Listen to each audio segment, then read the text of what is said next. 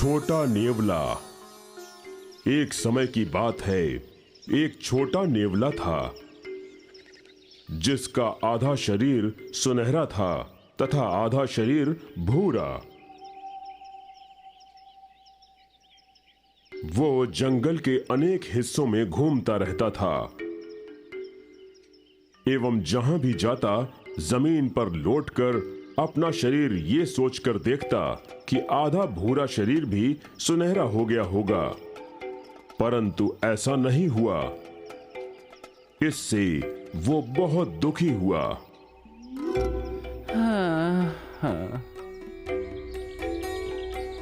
एक दिन नेवला घूमता भटकता महान प्रतापी पांडवों के साम्राज्य में जा पहुंचा।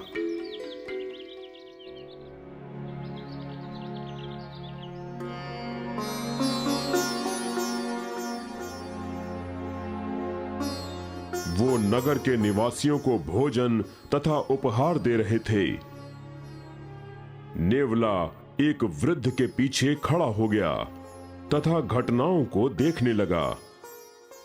पांचों पांडव कितने सहृदय, सज्जन एवं परोपकारी हैं। उन्होंने ना जाने कितने त्याग किए। वो सदैव निर्धनों की सहायता करते हैं।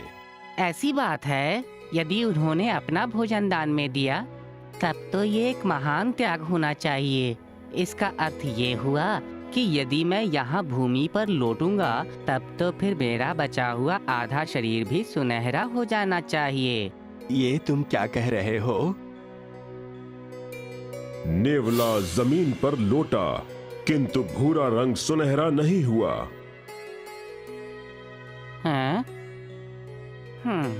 त्याग का अर्थ दूसरों की सहायता हेतु वस्तुओं का दान है, न कि किसी की आवश्यकता की पूर्ति। दोनों बातों का अर्थ तो एक ही है। नहीं, मैं यहाँ से कुछ दूर एक गांव में रहता हूँ। वहाँ हरिदास नाम का एक निर्धन ब्राह्मण अपने पुत्र, अपनी पुत्र वधू तथा अपनी पत्नी के साथ रहता था।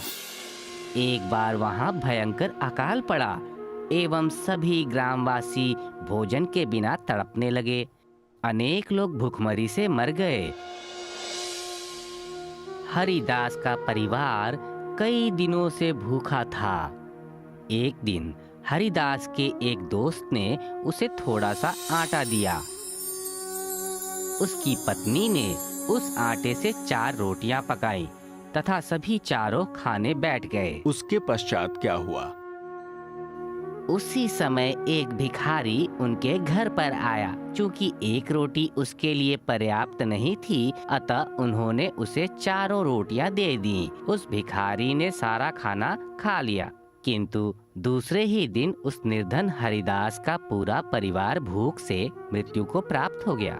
ये तो बहुत ही बुरा हुआ। मैं ये सब देख रहा था। मैंने थोड़ा आटा गिरा देखा और उस पर जाकर लौटने लगा। तुरंत ही मेरा आधा शरीर सुनहरा हो गया। उसी दिन से मैं आधे बचे भाग को सुनहरा करना चाहता हूँ, किंतु अब ये होता ही नहीं है। ये तो वास्तव में एक महान त्याग था। तुमने मुझे सच्चे त्याग का वास्तविक अर्थ समझा दिया। छोटा नेवला सहृदयी एवं त्यागी लोगों की तलाश में दूसरे शहर की ओर चल पड़ा। ये सभी छोटी कहानियां स्वामी विवेकानंद द्वारा कही गईं। वो विश्व स्तर पर अपने ज्ञान एवं दृढ़ शिक्षा हेतु तथा मानव कल्याण के लिए जाने जाते हैं। उन्होंने अपनी शिक्षा द्वारा देश में जागृति फैलाई। उनके भाषण ने लाखों लोगों को मंत्रमुग्ध कर दिया। उनकी कहानियां, उनकी शिक्षा तथा उनके रहने का ढंग लोगों के लिए प्रेरणा का एक महत्वपूर्ण स्रोत है। एक दिन देर शाम जब बादशाह अकबर दिन भर के कामकाज का लेखा जोखा देख रहे थे, दरबार में एक से क्या चाहिए?